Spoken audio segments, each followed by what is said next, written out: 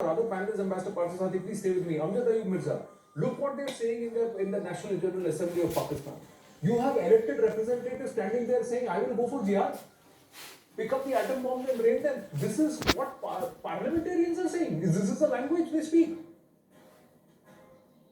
Yeah, exactly. You see, Shah Mahmood Qureshi was addressing the General Assembly of United Nations as if he was pitching himself to the Pakistani military establishment for a future prime minister, actually.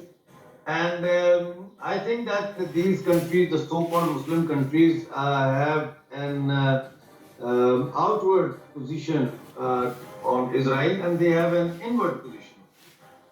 And I will come to Shah Mahmood Qureshi, but let me just inform your viewers that Turkey and Pakistan and Iran and Malaysia, who do a lot of anti-Semitic talk in public in their own countries and also in international forums.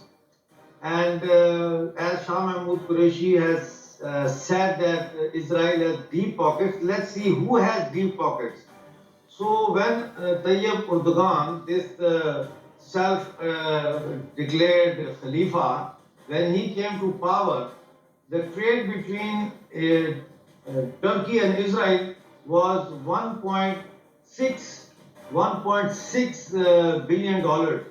Today it is 6.5 billion dollars. So they do not hate Jewish money, but they try to say that they hate Jews and Israel just to fool their own people, because this rhetoric is used for electoral gain. Similarly, Iran has asked Israel to send their technical people, building and construction, to reconstruct the Tehran sewage system. And there are many companies, hundreds of companies that are doing business with Israel, but they are registered in Turkey, you see. So much for that. And Malaysia as well. In 2013, Malaysia's total trade volume with Israel stood at $1.5 billion.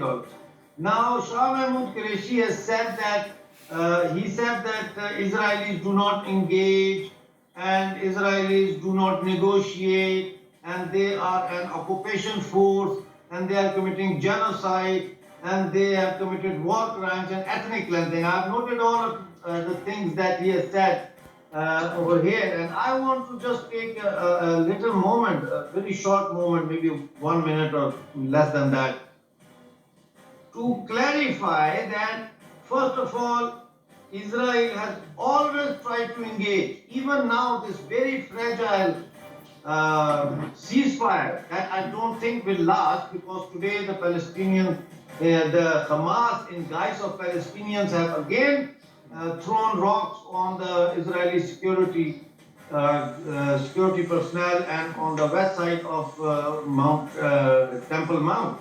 So this is very fragile, this ceasefire. I think it won't last long. But anyway, so Israel always engaged negotiation. What was Camp David? What was the Oslo Accord? Was that not negotiation? Occupation? I don't believe Israel is occupying any place. It is the Hamas and the Palestinians who are occupying Israeli land. But we will have that discussion some other time. War crimes. Well, Pakistan is, as we speak, committing war crimes in Balochistan, in Wana, in North and South Waziristan. Well, what about that? You are using gunship helicopters to kill innocent Baloch civilians. Then he said about genocide. What about the genocide of the Hindus who lived with my parents as neighbors in Mirpur, in Rajouri, in Muzaffarabad in 1947?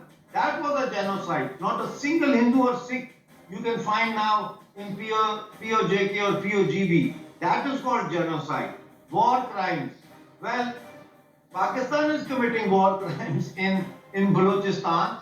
Ethnic cleansing. Well, they are doing ethnic cleansing of Baloch. Ask any Baloch and they will tell you. So this speech that Shah Mahmood Qureshi delivered at the UN General Assembly was actually a reflection of the desire to cling to power, the desire of the Pakistani feudals, the Pakistani mullah, and the Pakistani military just troika to cling to power and to prove to their own home audience that they are leading a jihad, a vocal jihad on World Forum. But it won't work. Today there was Palestinian Day, Solidarity Day in Pakistan. You watch the footage on the Pakistani TV channels. You can see the footage that not many people have turned up. A few dozens in each of the procession you will see that have been gathered. So that is my take on this situation, and I hope the ceasefire continues, but I don't think it will because It's true, Hamas. but I'm just saying that when they get to saber rattle like this, on what basis and what